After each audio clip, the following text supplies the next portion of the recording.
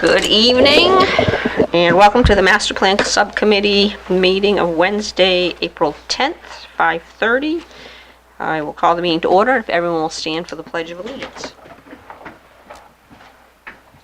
Pledge allegiance to the flag of the United States of America and to the republic for which it stands, one nation, under God, indivisible, with liberty and justice for all. Thank you. So the regular business of tonight's meeting is a visioning workshop with the Stratford Regional Planning Commission and our illustrious town planner, community development director, Bart. You have the floor. Thank you. As Mel said, my name is Bart McDonough, Planning Director of the town of Newmarket, and this meeting today is a continuation of all the efforts that we've done the past 6 months to start updating our master plan and really building off of the March 16th workshop, the visioning workshop. So the purpose of this whole week is to continue the visioning process. So the past 2 nights, on Monday was the Riverfront Advisory Committee. We did a similar exercise along with Planning Board, and here we are with the Master Plan Subcommittee. With the Riverfront, we did a broad vision and then focused on the downtown Riverfront design chapter. And then for Planning Board was, again, broad vision, then more housing-related topics. Today, while some of you have been to both meetings or one meeting, what we're going to do today is do a vision, and since this is the whole committee, we're going to kind of open up to the other chapters, and maybe leaving conservation out, but we could talk land and water conservation. We could talk about it, but it might be an opportunity to talk about those other chapters as well, if we want to. So this is kind of more of a broad discussion, but we're going to do similar exercises as we did in the past 2 meetings. With me, SRPC is Assistant Director Kyle Pimentel. I'm sure some of you met him before, but he's going to help us out with facilitation as well. So right now, what we're going to do is go over, a little presentation of what we've heard so far at the first visioning session, and also with the survey that was conducted from December through the end of January. So without further ado, Kyle, I might pass it on to you. Sure. So thank you for having me. It's been a while since I've got a chance to come back in front of Newmarket.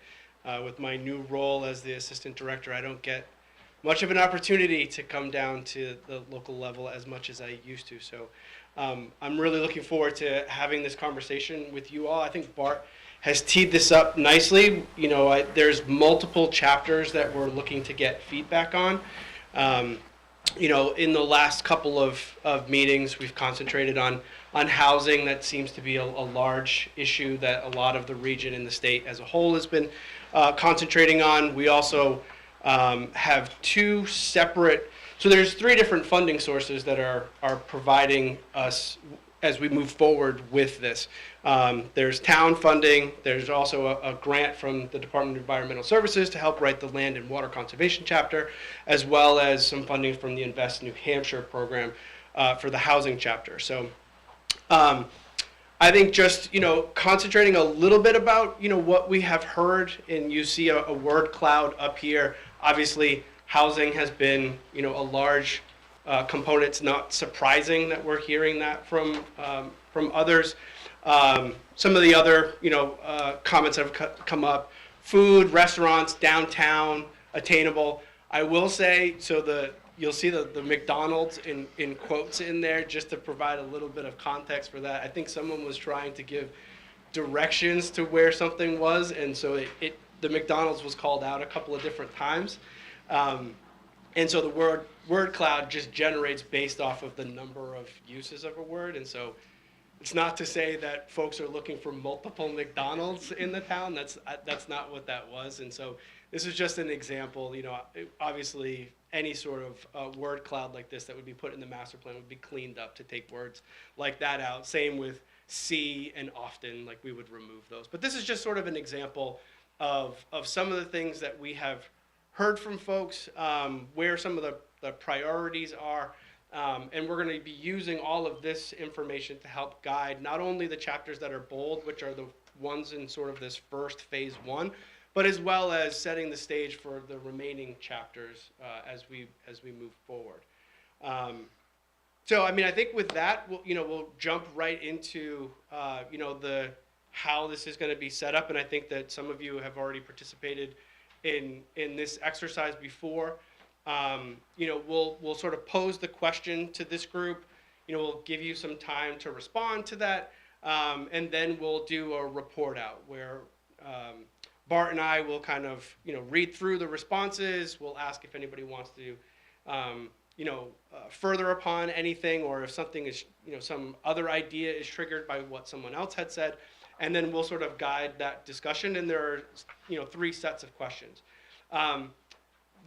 Bart made a good point that because this group is a little bit different than the riverfront, which was really kind of focused on that particular chapter, tomorrow's meeting with the ConsCom is really going to be focused on the water and conservation side of things. And then last night's, I believe, was more housing focused. While these are, the questions are designed to sort of think about those chapters because those are the first on our list, I would encourage folks to think outside of that. And if there are other things you want to discuss, this is a really good time to give us feedback on some of those other things. So don't be afraid to say, like, this wasn't one of those questions, but we still want to talk about the energy needs of the town and what we can do to address that. We really want to talk about the need for broadband or whatever it is that comes up. We want to intend for this particular meeting with this group to be more open than the other meetings that we've had that have tended to be a little bit more focused because of the individual chapters that are coming first. So with that, I think I'll just open it up to our first question. And again, thinking this is intended to be aspirational.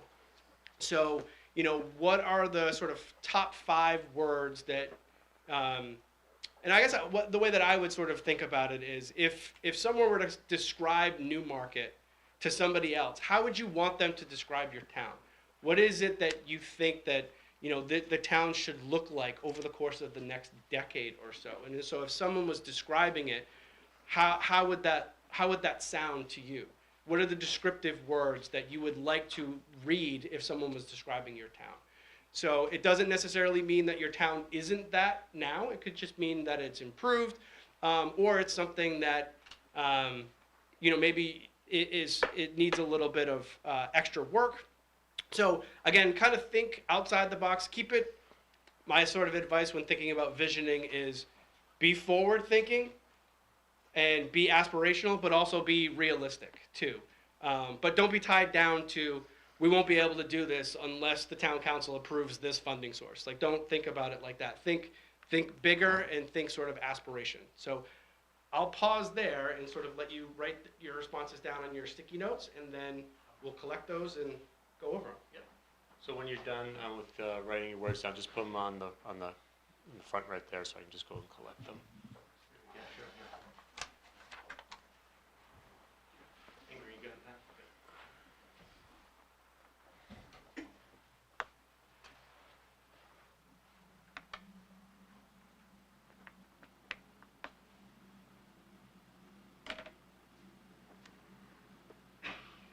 Oh, you got a big sticky one. I see. I can share with I you. see. That's all right. Just kidding. Just kidding. I got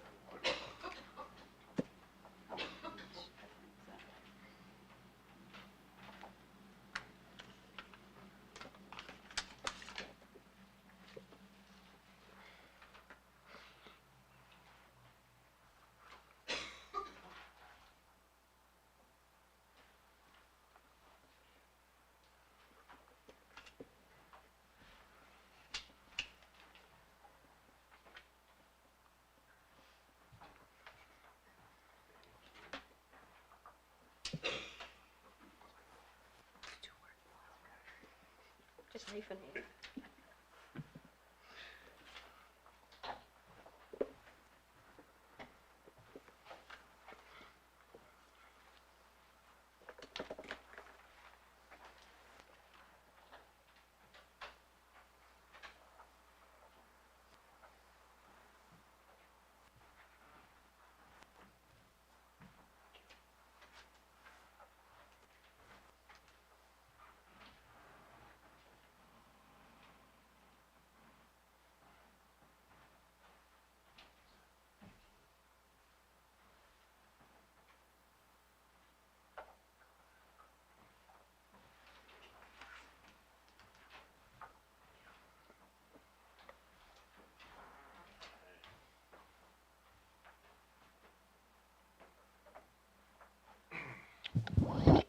So I think that's everyone. We're going to test your vocabulary skills right now. So here we go. So first off, we got a great place to live. So just one right there. And then moving on, we got pedestrian friendly, bike friendly, family friendly, energy efficient, resilient. And then we go vibrant, quaint, welcoming, beautiful, well planned. Yes, we hope so. That's what we're trying to do. All right. Vibrant, small town feel, walkable, interesting, aesthetically attractive. Next up is thriving destination, tight-knit community, affordable/family oriented, diverse. Moving on. Resilient, accessible, innovative, regional leader. Sustainable, evolving, resilient, caring, diverse. Experience, connected, vibrant, organized, I think, leadership. Correct me if I'm wrong if I missed that. Then we have to talk about the post office, New Fields plus Durham post office. And then welcoming, historical, evolving, and Ingrid, I think that's your daycare? What's the middle one? Diverse, yes. Okay, there we are. We got some synergies there, some commonalities. I think what we've done before at the other meetings, we just went one by one and just kind of understand where people were going, because we have similar terms, but we don't know if this is the right definition. So this is what we're coming upon. So part of this exercise is kind of coming together to understand what does, for instance, vibrancy mean. Connectivity. It came up yesterday. So what I'm going to do is go one by one and just ask what you put down, and if you want to elaborate on that at all. And it can be a group discussion from here too. So, Patrick. Okay. I put sustainable because I think that's really important for whatever we choose to do. Mm-hmm. I put resilient because I think again that's just an important value. Evolving because I think although we're putting together a plan for where we are right now, projecting out, we need to be open to the fact that we can't predict what the future will be, and so we need to continue to evolve as a community and be prepared for that. And what else did I? Oh, caring, because I think that's an important value that we have as a community now, and diverse, same thing. I hope we'll always have that, variety of people here. Great, thank you, Lindsay. I also put resilient, and I feel like similar definition on that. I feel like any good sustainable community is going to be resilient. What else did I put? Accessible in all aspects of the word, like walkable, accessible, town facilities, buildings, staff, everything, communication, all being easily accessible. Innovative, I would like to think that we will be kind of trying new things, and I guess that kind of also ties into the being a regional leader, kind of being in the forefront of moving things forward. Mm-hmm. Great, thank you. Mike? Well, I was one of the ones that put down vibrant, and I believe that we need to build upon what we've started with our downtown, which is creating a sense of community that everybody's proud of. Mm-hmm. I think we're attracting a lot of great people. I don't know if I put down human scale. I don't think I did. Aesthetically pleasing was another thing. That was yours, okay. And that again just leads to the idea of being an attractive community that we're all proud of, and we don't have to go far to enjoy our own community. And I think that's really important. I think I put down walkability, and that's just another thing that we have to continue to do. That's what good, thriving downtowns or communities as a whole are very walkable, where kids can safely walk to school, walk to the playground, walk to a friend's house, but we can all get outside and walk a little bit. It makes for a healthier community. What else did I put down there? You got, looks like Small- interesting.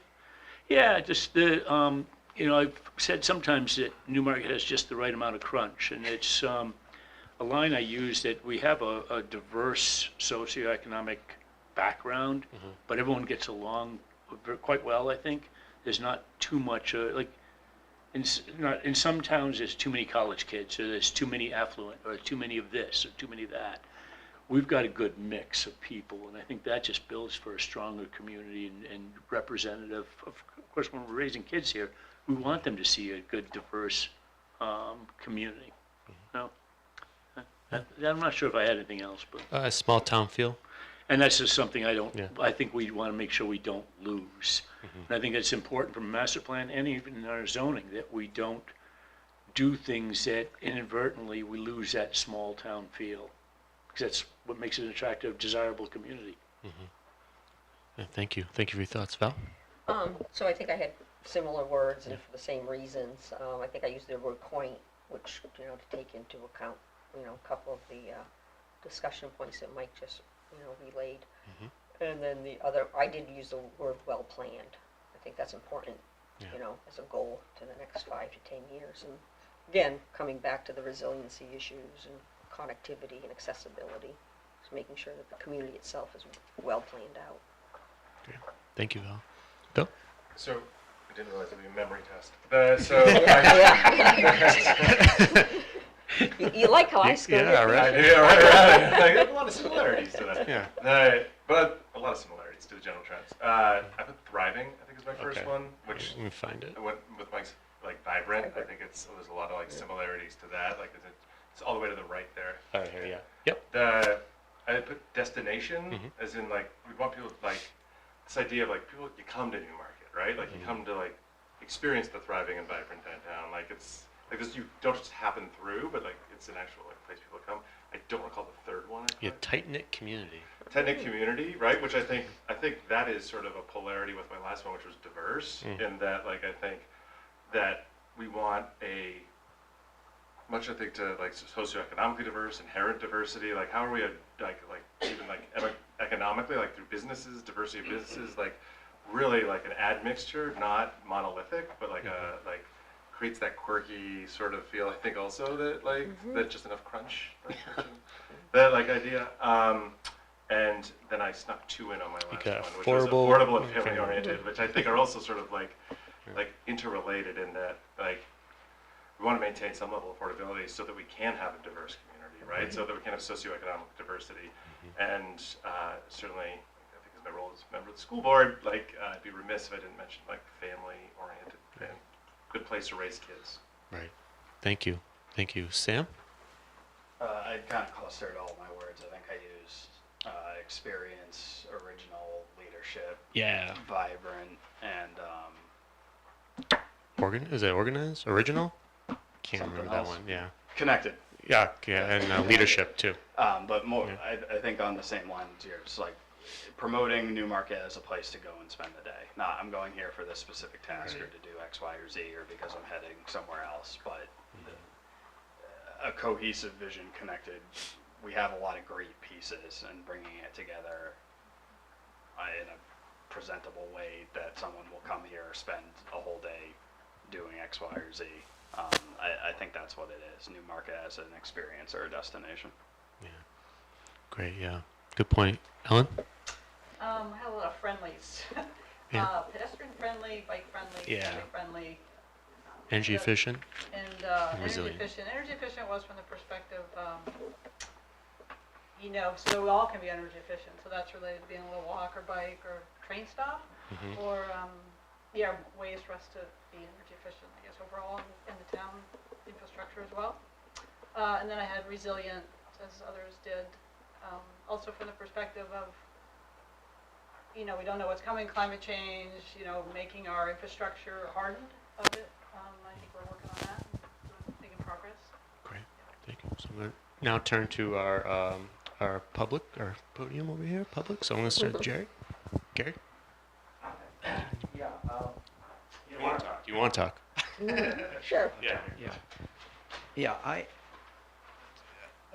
Myself, looking at the downtown Newmarket, and in the center of the town was the post office. And if you, back probably 3 years ago, I can remember watching on C-SPAN, they had the Postmaster General. And he was speaking to a committee of congressmen, trying to figure out how the post office is going to come up with like a $50 billion deficit.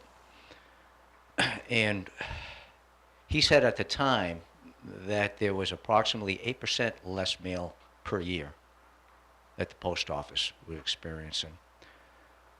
So if you think of the reduction in mail, and if you go from Stratham, Newfields Post Office, Newmarket, and Durham, you're talking maybe a 10-mile strip, and you got 4 post offices.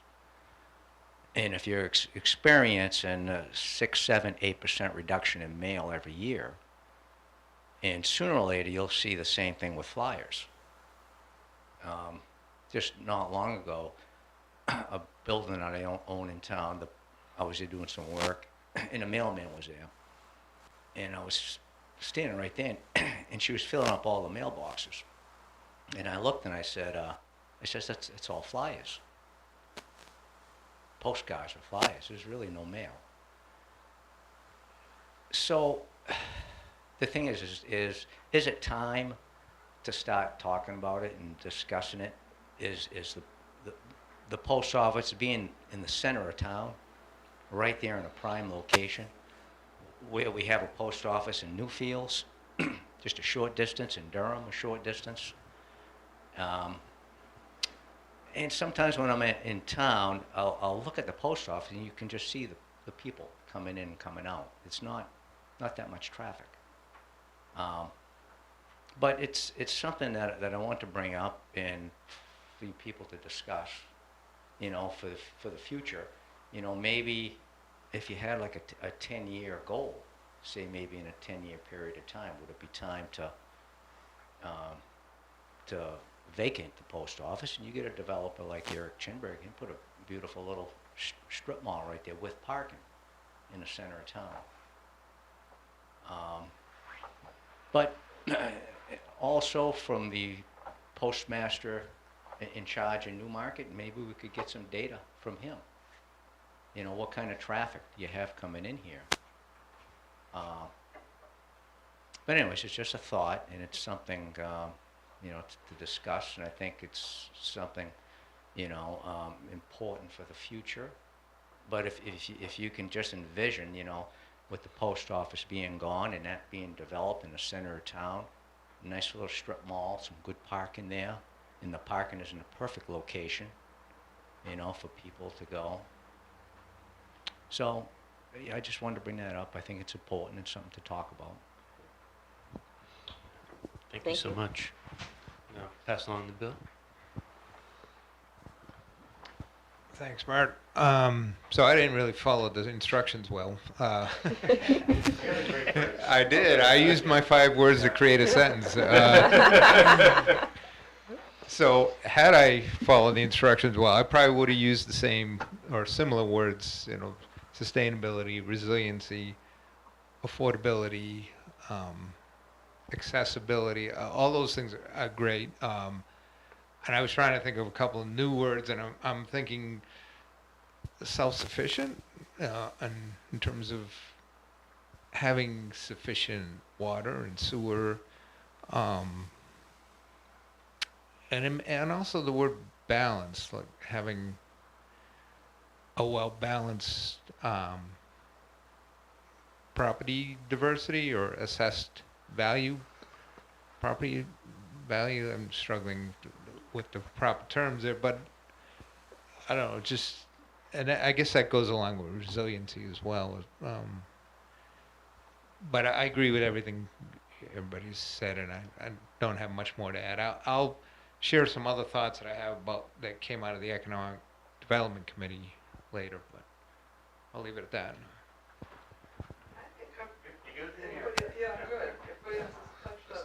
Thank you.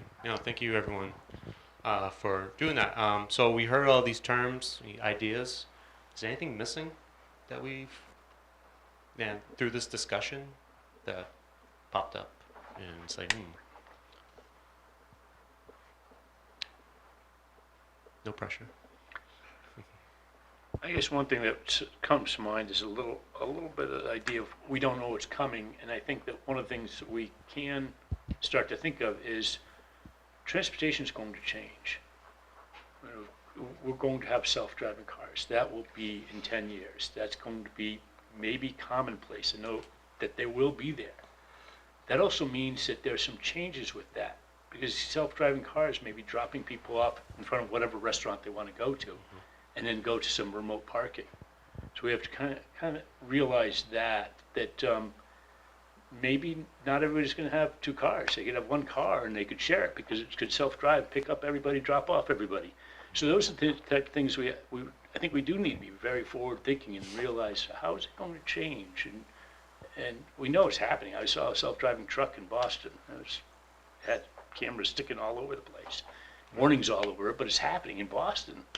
And it'll happen here. So it seems like that's going to be a commonality as technology advances. How do we evolve with it in a, lack of a better word, sustainable and equitable way?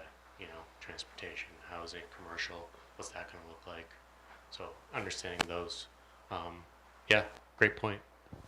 Any last thoughts before we move on to our next exercise? Sorry. So I don't know.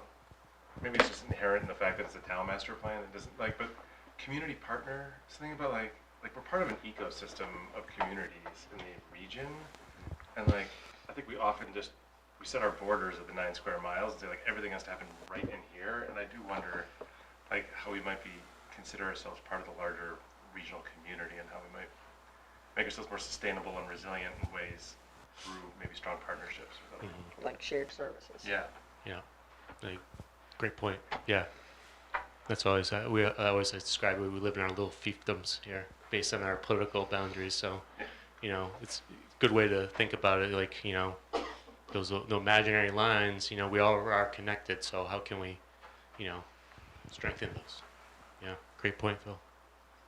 Okay, I'm turning the page. Bart, before you Yes. jump to this one, I just had a couple of other questions. Yeah, sure. That had, as I was sort of typing up these notes, just a couple of follow-ups if folks want to.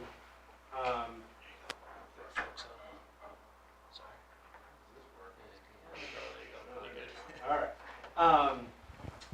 Potentially expand upon a couple of things that multiple people said. So one question I had was, I heard wanting to make Newmarket a destination. Are there things right now about Newmarket that you feel as though that it already is a destination? So is there something, for me, when I used to live in Newmarket, one of the things that I would think of is the access to the bay and Lamprey River. And being able to put your kayak in downtown and being able to get out to the bay. That is a really unique thing that not all communities have. So that to me is something that I would think of as a point that would draw people to it as a destination. And so I'm curious what others think, what elements to your community that exist now make it a potential destination? Well, I think from the real estate perspective, we often hear that people are coming here for the restaurants, like we're becoming a real foodie town. I'm hearing that a lot. Which I think speaks to the larger region, right? I mean, I think Dover has said the same, Portsmouth, obviously, that the restaurants, that this sort of reverting back to the farm-to-table movement that was big in the 60s has re-energized. So those people that want to have those sort of locally sourced foods, I think that's great to hear that's been popular in Newmarket too. I think a lot of it is the media exposure of people writing about certain restaurants or Phantom Gourmet or, some of the other, larger, mass media coverage that we're getting.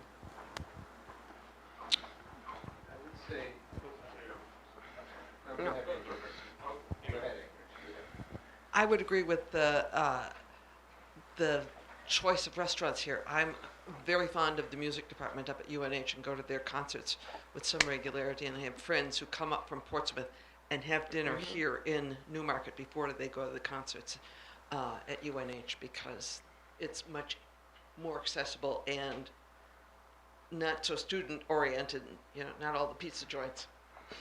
Some choice in restaurants, yeah. Thank you, Bill. I would say people come also to access the lamprey, kayak on the lamprey, fish on the lamprey, and walking trails, right, Ellen? That's Lozelle trails. The rail trail's a big one, even though that's technically Newfields, I guess. But a lot of people do come for the rail trail.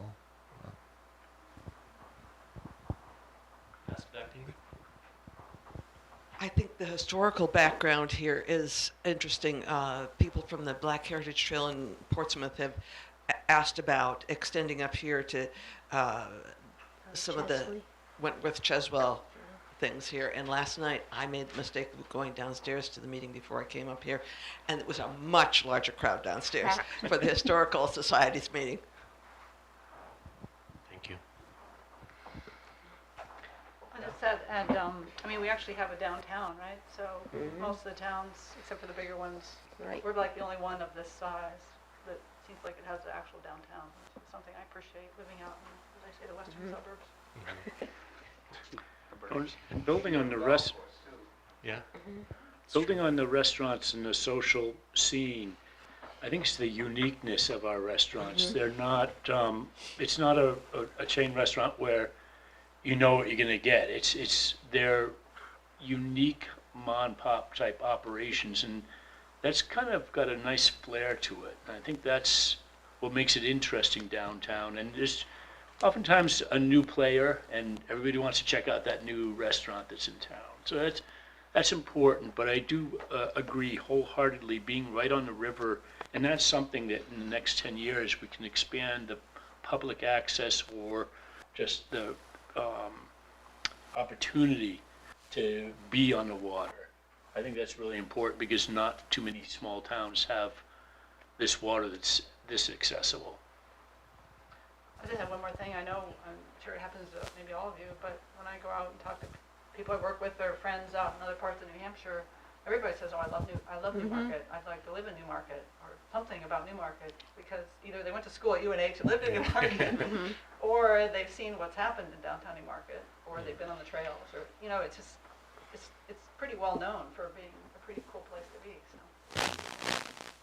The only other thing I would add is I think we're doing great on the arts and culture front right now. We've got a lot of new people coming in.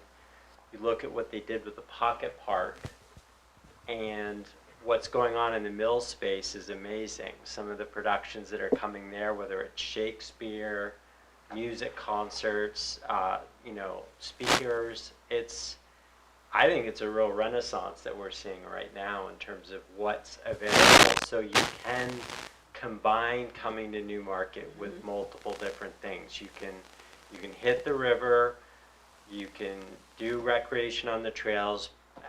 We know that those areas will be flooded with cyclists soon coming through on Sundays and Saturdays. And then you can see culture all around you. There's tons of stuff going on. Stone Church, of course, is a legendary place. So, I think that's a big part of what we're becoming. And I think it's only getting better. I think if you look at what's happening right now, it's pretty amazing. Renaissance. Just add that one to the word cloud. Anyone else? I've got a couple more. Oh, sure. Go. Let's go, Kairos. Yeah. So the other two questions I had was, there's a lot of talk about walkability, pedestrian friendly. In thinking about the downtown seems to accomplish some of that. What are your thoughts on how can that be improved in other parts of town?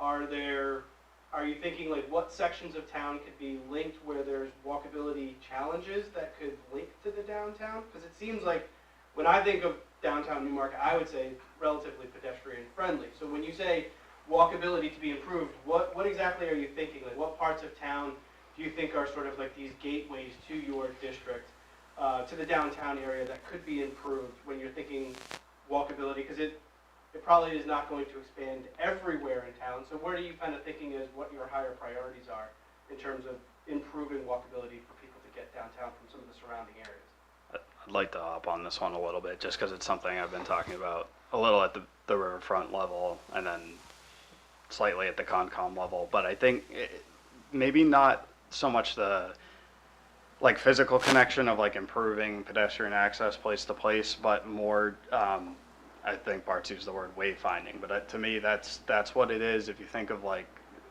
Dover's community trail or something, maybe something as simple as signage or just connective, because I feel like the pieces are there and we know they're there, but you know, if you've just come to town to eat downtown or whatever, well, hey, you can go up here to the library, or if you got kids, go run them down on the rec field. It's this way. I think it's more, to me, it's been more of how do we lay out how these things connect so that if you're not somebody that spends all their time in Newmarket, you understand what that roadmap is and how it's available to you.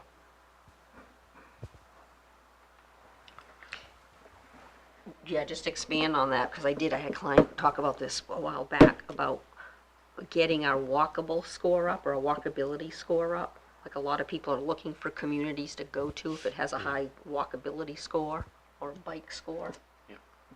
I don't know what drives that, but that was, somebody was talking about that a few years ago.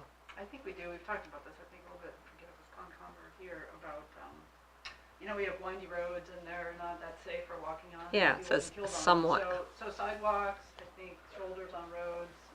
Are there places for pathways that are not on the roads? Bike racks, benches. I mean, I think there's lots of things that could, depending on your accessibility or your ability to walk or not, limitations. So we want to accommodate all of that, but we also want to connect some places. Like, there's no sidewalk out to Piscataway or Loisel. We've talked about that because that's a really great park close to town. We want to get over to Heron Point, but it's a little tricky getting in there. So I think finding those connections, even if it's not all the way from here out to William Farm, at least, where are those places we can do that? And that, I think that takes some forward thinking, but we're pretty innovative here, so I think we can do it. Specifically, there are some places where the sidewalk system is not connected. So if we go out 152 to Grant Road, the sidewalk ends and there's a big puddle, so people walk in the travel lane. Sometimes with the back to travel, or actually 108, same thing. People walk in the travel lane after the railroad tracks because there's no sidewalk around the railroad tracks or going a little bit beyond McDonald's. Yeah, and I think if we're bike friendly, then people driving through town will know we're bike friendly, so you have to, you're going to drive slower. You're going to go around people that are on bikes and things and be careful. So, yeah. But a lot of that can be signage too. Sam's talking about. That's a great idea. One thing I would add to the wayfinding signage is just that, so I live in Dover, and they spent a lot of time on sort of their branding for the city, where like all of their parks, their signs, the colors, they match the wayfinding. So as you're downtown or just on the outskirts, over time you start to make connections of like, okay, that means it's a park, or this is where this is. And so it is a really great opportunity for a community to brand themselves and put those signs and connect them to these key destination points that you're kind of talking about. So I really like that idea. I think that's a great idea. The last question I had was, there's been a lot of discussion that you've had about a diversity and of individuals and socioeconomic demographics. And so I wanted to ask, because this is sort of a specific example to Newmarket, and I think, is it Doug? Sam? Oh, Phil? Phil, okay, sorry. I didn't couldn't tell who you're pointing at. I didn't hear my Father-in-law. I think you had mentioned sort of thinking about outside of Newmarket's borders and how you're part of this regional system. And it made me think, it is in Durham a few years ago when they saw this sort of explosion of student housing that was built in Durham. It did have an impact on Newmarket. The Newmarket that I lived in 2006, 2007, is different in terms of its economic, or it's the amount of students that live in town is different. They're closer to campus now. And so what happens in surrounding municipalities has an impact. And so, not only did it maybe make more of a balance in Newmarket as a positive, one of the negatives is that the loss of the coast bust, is a negative. And so I guess my question is, with those change in demographics, what opportunities do you see as you have seen that sort of change over the course of the last decade, and what do you see the next 10 years sort of produce in terms of, like, what is the town look like now that you've just witnessed that change? So what do you think that the demographics might be in the next 10 years? Do you think attracting young professionals, people that are graduating from the university that want to stay in the region?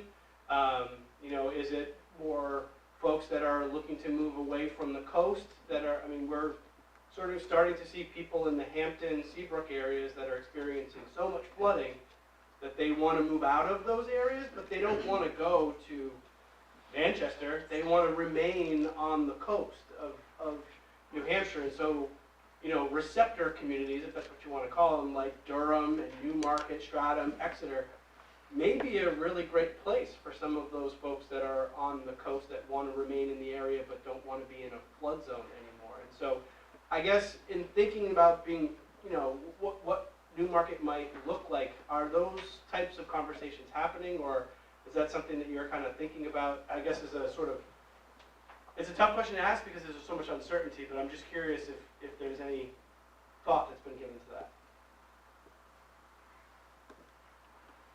So Kyle, is this more of aspirational or what thinking might actually happen? I guess it could be both, right? I think that, if the town wants to sort of be a welcoming, municipality to what's happening in surrounding communities, what does that look like? Does your current zoning regulations allow for that type of influx? Where would it happen?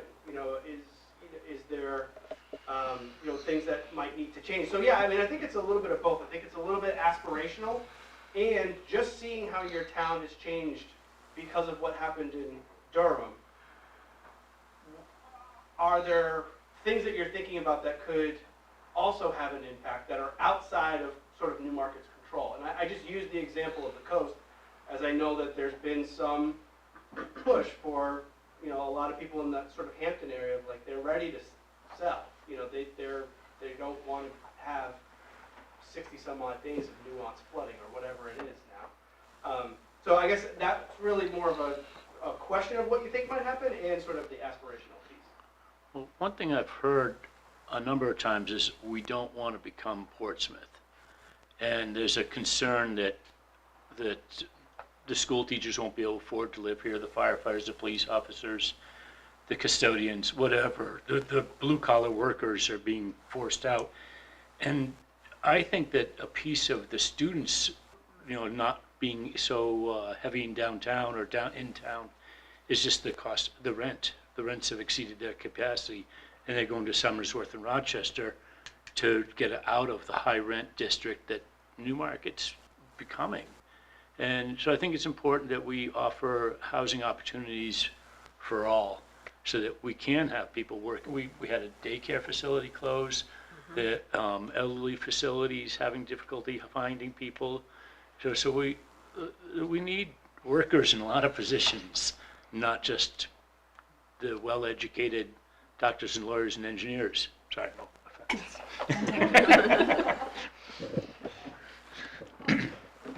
We need you, but not just you. I do think about the evolving workforce, though, right? Like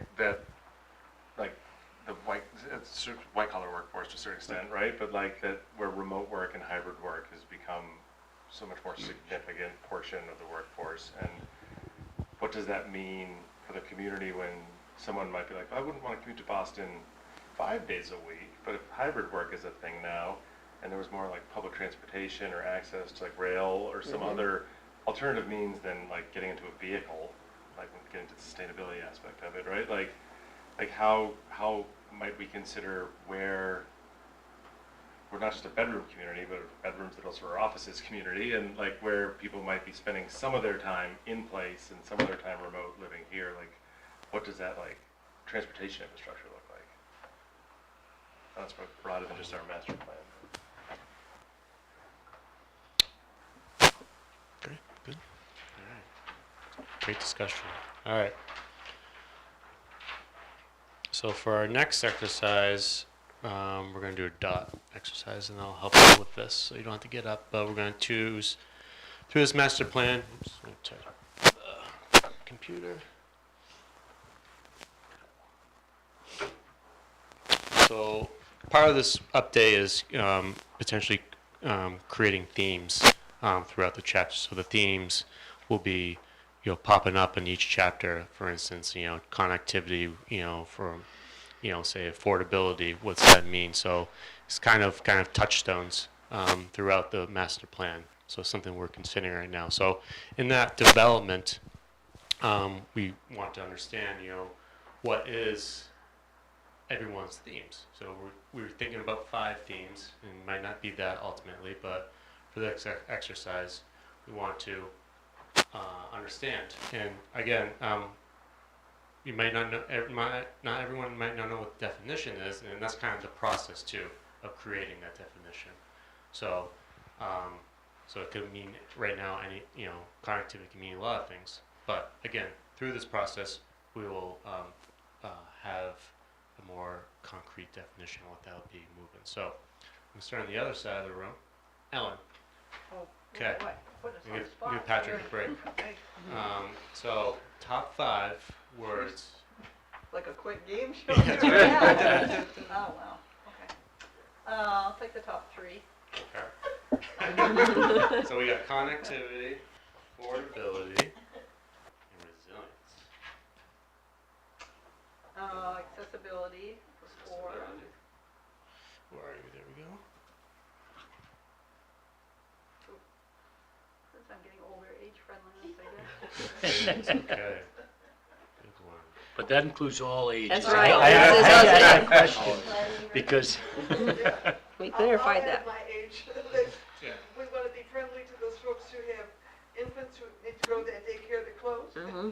We need to have age friendly that's, We need to be age friendly, so those families who have children who have to go to daycare have those facilities. We need to have quality schools so that we have schools that provide for our children. We need to have after school programs for families whose school-age children need to have some place until mom and dad can get home from work. We need to have age-friendly for those of us who are my color hair. And age-friendly for folks who are saying, gee, how do I settle in and can I find a starter home? Because I really think maybe it's time to start buying a home and getting some money stashed away so that I can maybe in a few years grow to something a little bit bigger, but I'd better stop putting it just into rent and put it into, so I'm getting a little savings there that I can move on. So age friendliness can be all the way up, not just those of us who are gray haired. And for those of us who are gray haired, last Thursday was not nice shoveling all that nasty slush, even with my slush shovel. I'd like to be able to have the option to move into one of these condos down here and not have to worry about the shoveling anymore. Thank you. So, we'll go Sam. In an attempt for consistency, I'm going to try to pick the same 5 I picked Monday, which I believe were connectivity, affordability, economic opportunity, vibrancy, and accessibility. Thank you.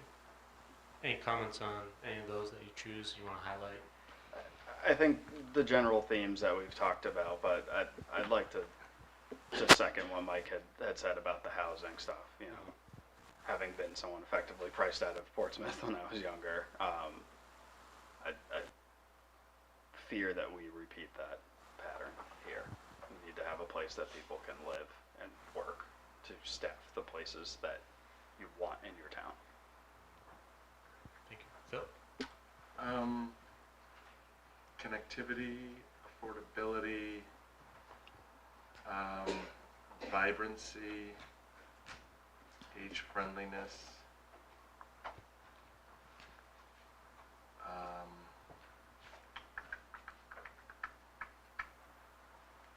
Let's say economic opportunity. I think you Did I already say that one? Yep, you did. No, that was- No, because Yeah, Sam Sam. did. That was Oh, my, okay. that was my dad. There's two. Yeah, all blends together. Yeah. Like I said, same thing. Anything you want to highlight there? I mean, it's challenging, right? Because there's other things that are valuable on that list. It's just, Sure. yeah. And thoughts that just popped up. So, you do that. Cool. Thank you. Val.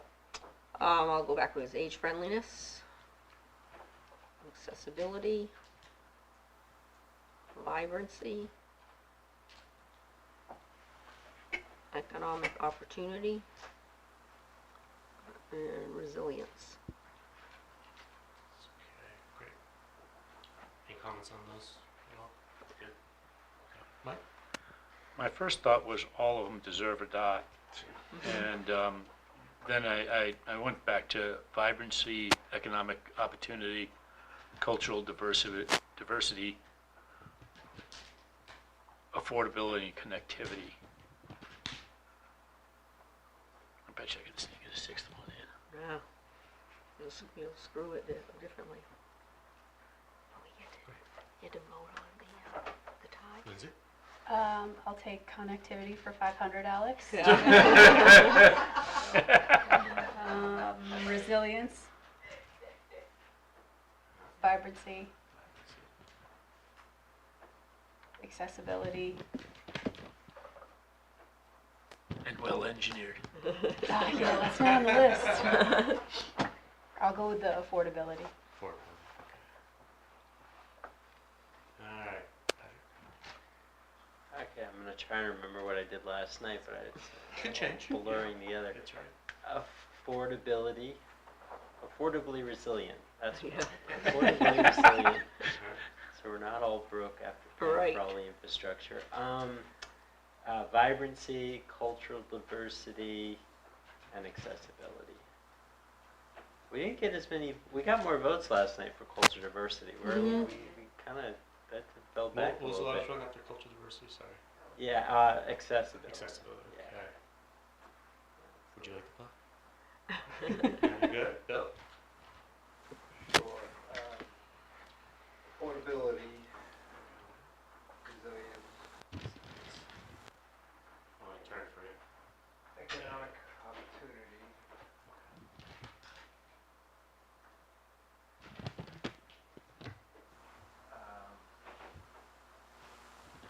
am I getting one?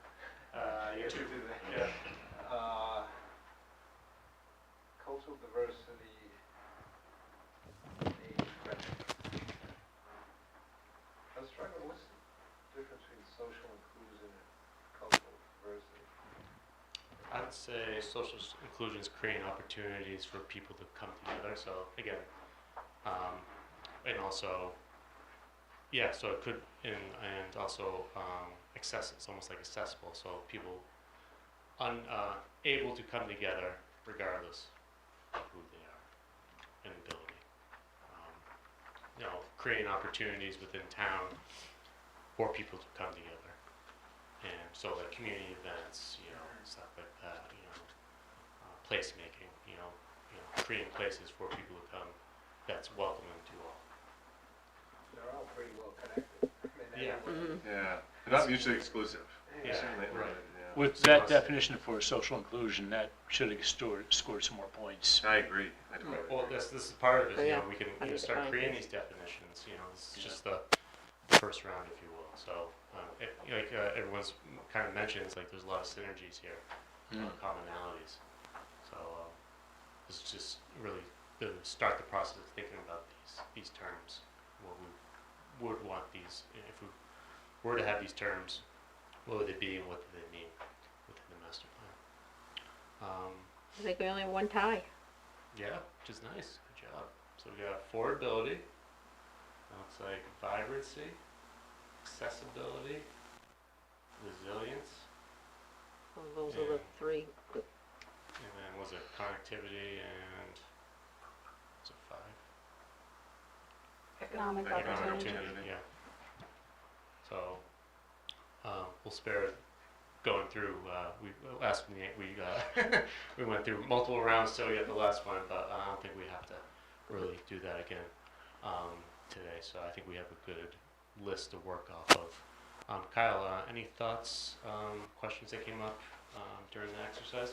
You wanna No, follow up not on? really. I think that, I think Bill's question about, the definition of what social inclusion means and how that's different from cultural diversity, I think is a good question to ask. And again, I think to Bart's comment about how, based off of some of the feedback here, if inclusion for all and more social gatherings and building that sort of equity, in town, rises to the top, we want to make sure that that's reflected, in some of the chapter writing. So, I've captured that discussion enough. Can I move one of my dots from connectivity to social inclusion? Yeah, I think I can't sit there. I know, don't it think we can't, can be a it community. can't. We I can't be a know, community after that with say that we definition. no dots on Alright, social inclusion. It's connectivity. It's nothing against connectivity. but- So that's interesting because I was just thinking about, I think, Lindsay, you were the one who said communication, and we haven't really talked about communication. And I see that as both social inclusion and connectivity in terms of how do we, because in this day and age, as we all know, it's really hard to communicate within your community. So how do you include people? How do you connect people? How do we let people know what's going on in our community? So I would like to throw in communication somewhere in our conversation, because I think that's an area we could, we need to innovate and do more of. Yeah. Kind of building upon that, what I heard, I think from you, Ingrid, during our workshop on the 16th was, trying to get people to participate in these events, this process. And kind of builds upon what you're saying, Alan, is that what she was telling me, correct me if I'm wrong, I'm misspeaking, Ingrid, but is that, people are intimidated By these processes as well, and I found that kind of disheartening. And maybe their voice don't matter. They think, they have like this mindset that almost like they're ostracized from these events, or they don't belong here, or it's too much for them. So like, how can we break those barriers down too, because their voices matter. And I think it hits upon, social inclusion, right there. Connectivity. All these, again, trying to bring community together. It seems like there's factions or perceived factions that are prohibiting, us, really developing a better plan that has more voices in it. So that's something that kind of resonated with me.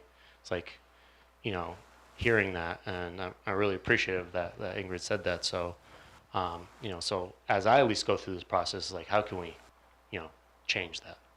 And so, so I'm really happy that this discussion, kind of touched upon that. Some of it's because people are super busy, Yeah. and it is hard to get them to commit to coming to something. The only thing I was thinking about is, so what are some of the gatherings that bring out people in Newmarket from Newmarket that you guys, if there was some way you could even just have a little bit of a road show that you could put out that they could just comment like easily. So the big things that I think of are the sporting events, right? If you go to any sporting event from Little League to high school varsity baseball, you're going to see a lot of people from Newmarket at there.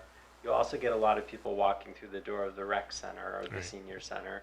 So if you could have somewhere where people could at least put their thoughts on it, that might be a way to gather more information.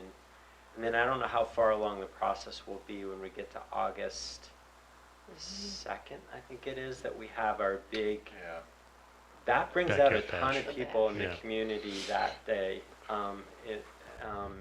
That would be cool if we had like a booth or something at that event. Yeah, no, that's an excellent idea. And also what I was thinking about was kind of the park, Arts in the Park, when they do that event in Shanda Park. So that might be a good opportunity just to get on the mic for 5 minutes, or have a booth or something, in between acts. Just follow Amy Yeah. around. She's usually Yeah. got That's a true. parade Yeah. behind That's her right. of some sort. So Yeah. In looking at this, I think of too much of anything is a bad thing, even vibrancy. Perhaps the most vibrant place is Disney World. We don't need to be that vibrant. So it's balance is probably as important as each one of these aspects. Or affordability, it could be hugely affordable, but then you lose the beautiful mega homes or beautiful structures. So there's always balance is important, I think, in the community. I like that balance. It's good. It's a good point. Any final thoughts before? Yeah, just one for the notes. Patrick, what was the large community event that you were referring to in August? Backyard bash. Backyard Bash. I'm not Backyard good with the Bash. name, but I knew the date. Okay.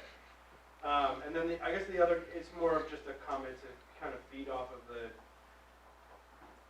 comment that Ellen made about communication. I think one of the hardest things, I've been with the Planning Commission for 16 years, one of the hardest things is education and getting the public to attend something like this. Different outreach campaigns, flyers, social media, going to events, you have to go to them. Expecting someone to come to a public hearing at 7 o'clock with the town council is not going to draw a ton of people. To Patrick's point, as a new parent, I am very my time is limited, and so I have to pick and choose when I can get involved in community activities, and making sure that you feel as though that your voice is heard, that people understand the process. The worst thing that can happen is that somebody takes the time out of their day, shows up, participates, and then leaves and feels as though that wasn't worth my time because you've lost them. It's very unlikely that they're going to come back and participate again. And so thinking about how those education or outreach campaigns are structured to really make sure people feel as though that their voices are heard, that it's worth their time. One of the other things that we have done in different settings, it gets to kind of Patrick's point about going to sporting events. It sounds weird when you say it, but it's essentially using kids as a conduit to their parents. And we've done, when it came to, we did these climate in the classroom projects where we were teaching kids the difference between weather and climate. And we had a big workshop, and we invited all their parents, their grandparents, and we had the kids teach the parents what they learned. And that was a way to involve that group, because because they're going to come to see their kids. That's for sure, they'll do that. So I think it's being innovative and thinking about new techniques to involve folks, I think is a really smart idea. Just thinking that people are going to participate in a workshop here and there, you're going to hear from such a small portion of your community. And so I think that the discussion here of thinking about how to include more people, and that it takes a bigger lift to do it. But I'm glad to hear that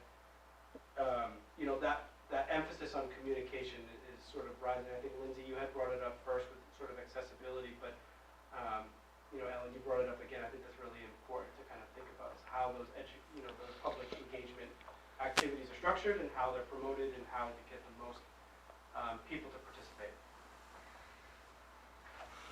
Gee, how many people would come out if we started the rumor that McDonald's was replacing the post office?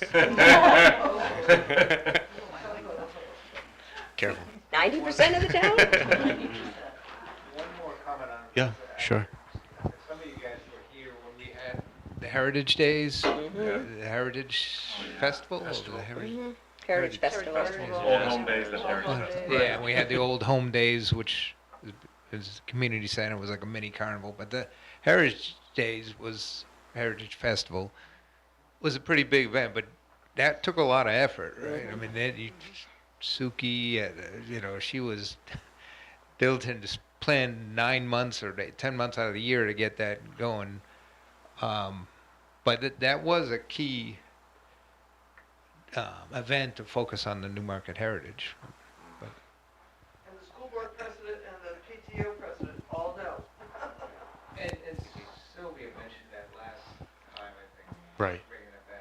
Right.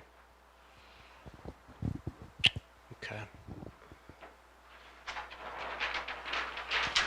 All right. So, I'm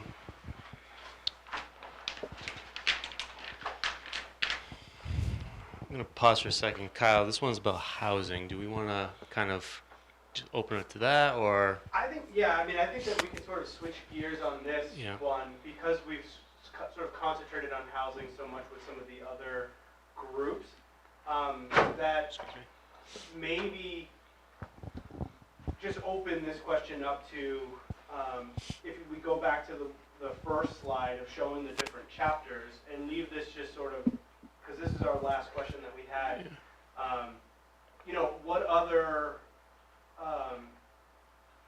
what things should we walk out of here with that maybe pertain to some of these other chapters, that's not housing related? Because I think, again, we've been focusing a lot on that in some of the other visioning events, and it was part of the survey questions, and so I think maybe this could just be an opportunity to comment on any one of these and just give us some general feedback. If you want to include something about housing, I think that's fine too, but I think, you know, this could be an opportunity to talk about some of these other ones and just give us some very, you know, some general feedback to be thinking about as we sort of try and see how these different chapters coalesce together. The one thing that we're really going to try and do, and what we had talked with Bart about at the very beginning, is that we don't want these individual chapters to just stand as silos. We really want them to connect together. So how does housing relate to water and land conservation? On the face of it, sometimes those are opposed to each other. Same with economic development and land protection. So how do these sort of come together? In what ways? And so I guess I'll just open it up to, you know, what are some of your thoughts on these other general chapters that we can kind of take back and how they fit into the ones that we're working on now. Bill, you had alluded at the beginning of the meeting about talking to something relative to the Economic Development Committee. Yeah. Yeah, I mean, I just want to carry this information forward, and that, you know, you were on the Economic Development Committee at the time too, and we spent a lot of time back then. I think it was 2 or 3 years, and at that time, I think, you know, density was a dirty word. You know, nobody wanted more density, but, you know, now it's changed. You know, and at that time, the Economic Development Committee was charged with what kind of properties are going to get a highest appraised value, best revenue for our business areas. And the recommendations that came out of there were, you know, continued care facilities, you know, assisted living facilities. And there was a couple of recommendations of, you know, if you want a decent facility or a large facility, it has to be on a large parcel. And there was a couple of parcels that targeting out the, you know, the gravel pits out 152 and then parcels out on New Road. The challenge with that is, you know, we'd have to extend water, sewer, which is expensive. It would be costly to extend. You know, the town would have to invest, I think, some portion to make that happen. But the assessed value on those facilities, and it's the medical component of it that really raises the appraised value on it. I mean, even Pines, which is a small facility, is assessed at $4.5 million. And it only has, like, I think 9 rooms or something. It's 22,000 square feet. You know, that's equivalent to 12 homes at $400,000. So, you know, that's a recommendation, and I you know, or something to consider, I guess, what came out of the Economic Development Committee. And we, you know, went around with different types of things, but, you know, even in our downtown areas, we might have opportunities for that, because the other thing you want, you know, connections, you want to have sidewalks, you want to have people be able to walk, which you get out in the more distant parts of town, that's going to be a challenge. So I just wanted to mention that with respect to, how we. The other thing I heard was a news bite that said the number of people that are going to be over 65 years old is going to double. I think it was 2030, so there's going to be a driving demand for that. It might be 2050, but it wasn't. I think it was 2030, which seems amazing. No, nationally, the number of people that become 65 or older was going to double, and I forget the date, but it is going to drive a demand. And we want to have families as well. We want to have kids with, back to that whole balance thing of, having a diverse property portfolio, I guess.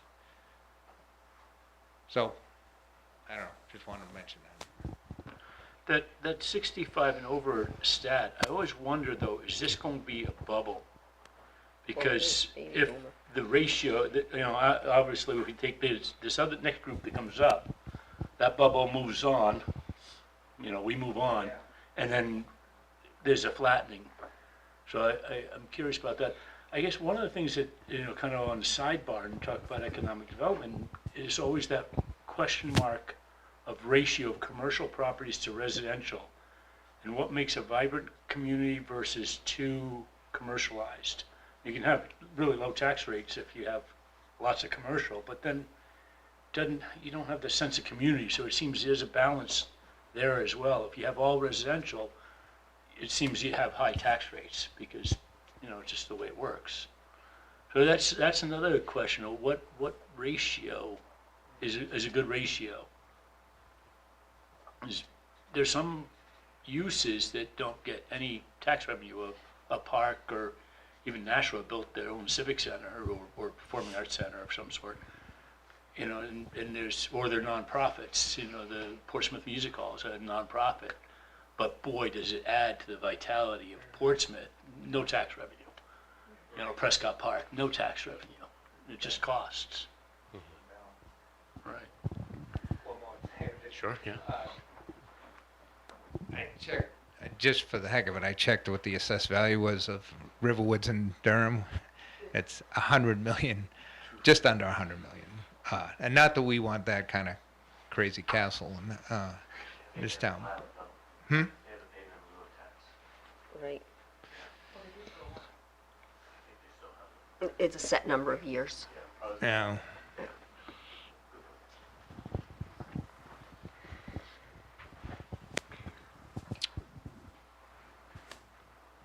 I think the challenge on the balance, I agree, Bill, Mike, with that, but it's also the land base that we have, and I know the existing and future land use chapter, I'm not sure when that conversation will happen, but we don't really have a lot of space to do whatever we want, right? So talking about these things, and so I don't know how you guide where we want stuff to happen to meet all these other goals we have, and guide the type of development we want to make sure it doesn't get out of control and be ugly or we don't like it or something like that. But it does seem to me we need to think about where, because I know in the master plan open house was really interesting. Whoever was there, we had the map of the town and people put the dots of where they wanted to see development. Mm-hmm. And I think like 95% was in the corridor. Mm-hmm. Nothing was out west of, essentially outside that downtown corridor, which I thought was really interesting because it was not just, it was maybe commercial and housing. I can't remember what the specific question was, but I mean, people really like Newmarket because we have this great downtown, but then we have all this cool open space. And there's not a lot of big parcels left. The aquifer is, the gravel pit's probably one of the few in New Road, but so we don't have a lot of room to make different things happen, I guess. Is the point. Well, on the housing subcommittee, one of the questions I asked early on is, I think as we start planning for, and developing that chapter is, to your point, Ellen, is if we need more housing, where does it go? Okay? There's a tremendous amount of approvals that are not yet built. So it also comes into the demographics of the town, and what do we look like? What is our population base going to look like over the next 10 years? And then if we already have a lot of projects that are already approved but not built, how do we get those moving forward as opposed to the focus on new projects? Because what we don't really want to see is what happened in the 80s, where there was a tremendous amount of approvals and they're not even built out yet, right? They're still building out up on Bennett Way. Those were all approved in the 80s. So I think from a planning perspective, we really need an understanding of what is our housing demand really going to be? What is it today? What will it be over the next 10 years into all levels of housing that's needed? And what is already out there that's approved that is not built out yet? And, how does that get facilitated? And then figuring out, well, where are the best areas to meet, what we would like to see as far as how the town gets developed, to your point of where does it go? Is it urban infill? Is it, a revitalization of the collector, streets to the main corridor? Or is it, CCRCs out on, because we are the housing that we maybe haven't addressed as, for the continuing care retirement, market. I think we really need to spend a lot of time figuring that out. I totally agree, because that then ties into transportation of traffic. Correct, And right. we're already kind of, And our roads are not meant for a lot infrastructure more and, traffic. yeah, all of the infrastructure. And I think walkability. scale is important too. I mean, I think, we talked about the small town appeal, and some of the developers, as we saw with our affordable elderly housing project, they want to cram the absolute biggest project on you when they develop. But that's not who we are. We should have things that reflect the scale of the town. And so I worry about, large projects, because again, what did we find out afterwards? Oh, well, senior housing's great, but then they also call 911 all the time. And your fire, there's been this huge increase for communities for fire and emergency services from these communities. And so we need to keep things within the scale of our town and the services that we have. We could never build something like Riverwoods here, I would say. And it also goes against our thought of, then would those employees be able to live in our town? We don't have the place for all those employees to live, so then we're asking everybody to drive here. So I think it's really important to look at the scale of our economic development and what's appropriate. And I'll also make a plug for energy, since I've been involved in that, and for you to think about that as, it's a lot of things. It's energy, but it's also technology. It's about sustainability and resilience. Like, what should we be doing to put people in homes and places to live where they're going to be able to take advantage of the technologies that we're developing now, so that they're not stuck, living in a home where now they can't change the technology. It's too expensive, and they're never going to be able to get out of it, or they can't afford it all and they need assistance to, get off oil or propane or something. And we also need to think about it now that we have community power. How does that fit into our energy plan? Because that eventually down the road will enable us to make investments right here in town where we're developing our own energy, right? Where we're doing solar, or we're retrofitting our existing housing stock to make it more efficient so people use less energy, right? So there's a lot of things that are potentially there, not to mention we talked about the change in transportation, electrifying. I hear a lot of people talk about Newmarket as a great place to come if you have an electric car, because you can charge your car here. That's not widely available. But we need to start thinking about that. You know, that's something we can build on. If we're known as a place that you can go with an electric car, we'll continue to be a destination, but that's something we've got to plan for now. You know, and is there a way to, you know, pay for that using alternative renewable energies so that, you know, the town continue to offer that at a discount, or we can offer that at a discount to the people that live here, right? So if they're all converting to electric cars, where are they going to charge their cars if they live in an apartment? There's just a lot to think about under that chapter, so wanted to put a plug in for that. You mentioned scale. It certainly rings a bell with me. I lived in 2 communities that kind of were taken over by corporate landlords and Wall Street landlords.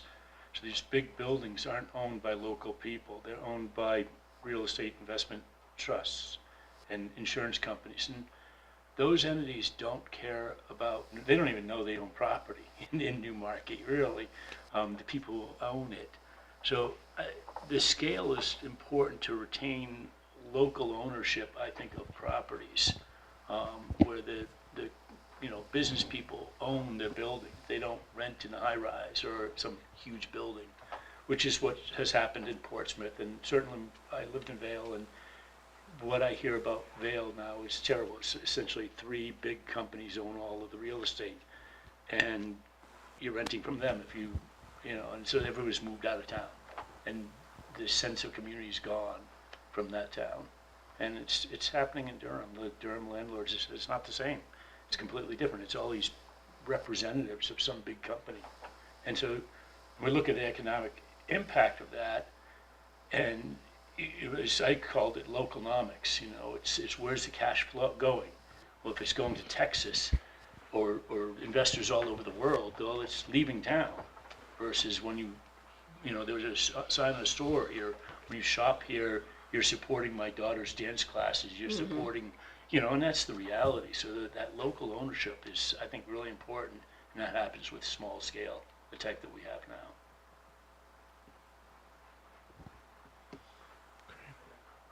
Yeah, sure. Yeah, I believe, Mike, one of the companies in Durham is the Torrington Group. Yep. They in the past few years have bought up a lot of property in Durham, and I believe they also, I heard they purchased the Fox Run Mall. They have. Yeah, but that's just an example. In Durham, if you went back to the 70s, 80s, and 90s, you had all individuals that were landlords and that owned buildings. And now, you know, these people have retired, and you know, they sold their property, and it's big companies. But that's one example of the Torrington Group. They're out of Boston, but they're a very big company. Another point I'd like to make, just a couple weeks ago, I was up at Bennett Way, the big development up there, and I was speaking to the builder up there, Caleb Fields, and I think he's built just about all the homes up there. But anyways, an interesting point is, he told me that he meets all the families that buy all the properties, and he says there's nobody from the Seacoast area that have bought any of the homes there. He says there's one couple that he knew out of Portsmouth. They bought one of the homes up on the Circle for $900,000 because it was $1.2 million in Portsmouth. But he said the rest of the homes, he says, I meet all the people, all the families, and he says they come from 5 states. They come from Massachusetts, Rhode Island, Connecticut, New York, and California. Yeah. And he told me that a retired person told him that he moved from Connecticut to here, and he says he's retired and he'll have 16% more of his income living in New Hampshire. So I think another way to look at that, how is state policy affecting migration? You know, here. Well, it's other states' policies. Well, that too. To my point of demographics of who's coming here. Both, they're mutually, you know, Yeah. ours compared to others. Right. And also think about climate migration too, eventually. You know, I know, you know, projections, you know, you see people moving away from the West because of fires, lack of water, stuff like that. So, so something to think about as well. Thank you. Or it doesn't snow here anymore, so now we're more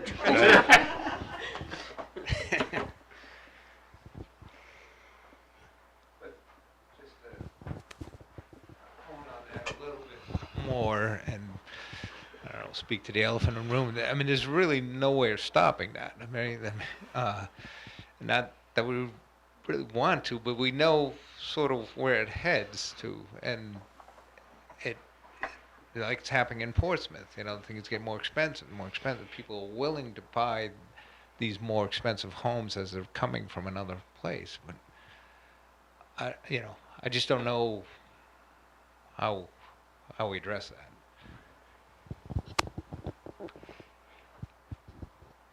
Thank you. I think one way is doing, having these conversations right now and coming together and thinking about opportunities like how can we accommodate for different folks. Certainly we don't have the answers right now, but as we go through these processes, learn from other communities what they have done to help their similar challenges. But trying to, again, that social cohesion, that socioeconomic balance that we have in this community for all these years. We like that, we appreciate that, we want that to thrive and be maintained. So how can we develop policies and regulations and ordinances that help support that, cultivates that. So all good things to think about as we go through this process.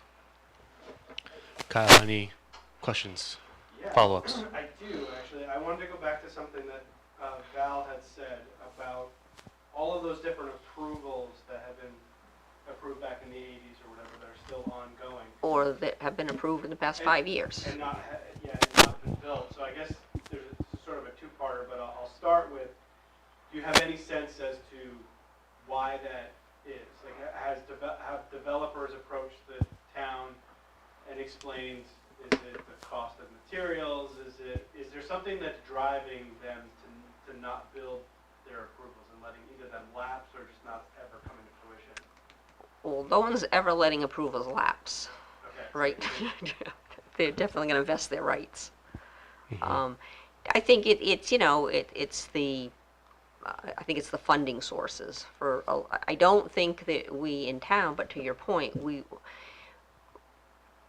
and as when we interviewed Eric, there's really no good land or projects here for Eric that's available. That's why he's really outside of the seacoast, Chinburg, because there really aren't any opportunities here. So most of our opportunities and those that are approved are more with kind of more smaller, local developers. And we would hope that, of the 3 large ones that have been approved, in the past few years, that they'll start to move forward. But it's a lot of times it's a funding issue. Right. It's a funding issue because if you do look at the developing that is going on around the seacoast, they're either very, very high density projects. So you have the economics of scale working for you, or they're very, very high end, condominium kind of projects or infill projects, particularly on Portsmouth, Dover. And then you do have the affordable housing projects that have become very successful, like Dover's tiny home, neighborhood. That hits home runs on so many different levels. So there's a variety of reasons.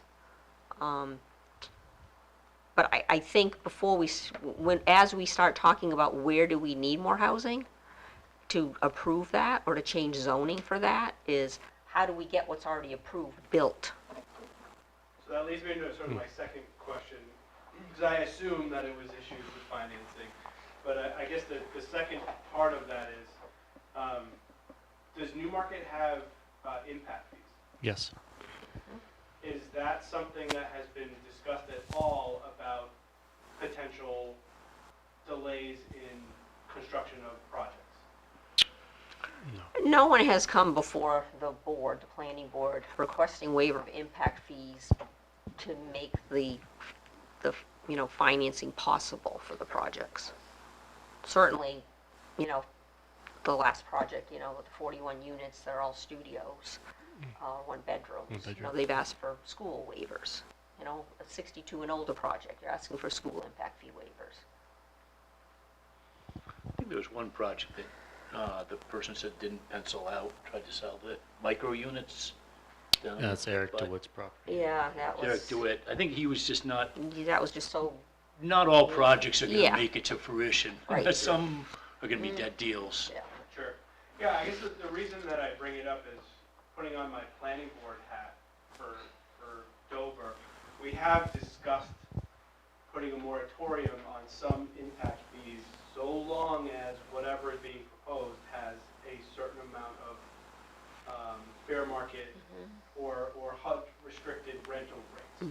It would not be for just full strictly market value, but if they were to provide X percentage or whatever it is, that at least the city is thinking about or considering putting a moratorium on some of those impact fees to help get some of the projects that have stalled built.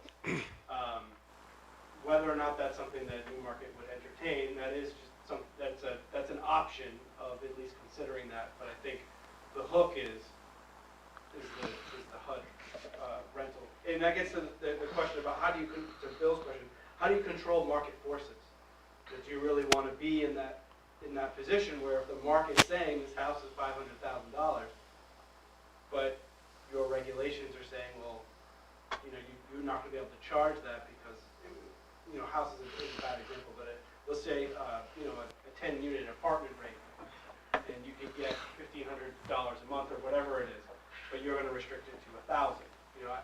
There's pros and cons to that approach of either letting the market dictate what it is, or a local municipality tries to include, if there's a certain percentage of that has to be certain rental rates that are set by HUD. And I think one of the ways that Dover does it is through their transfer of development rights.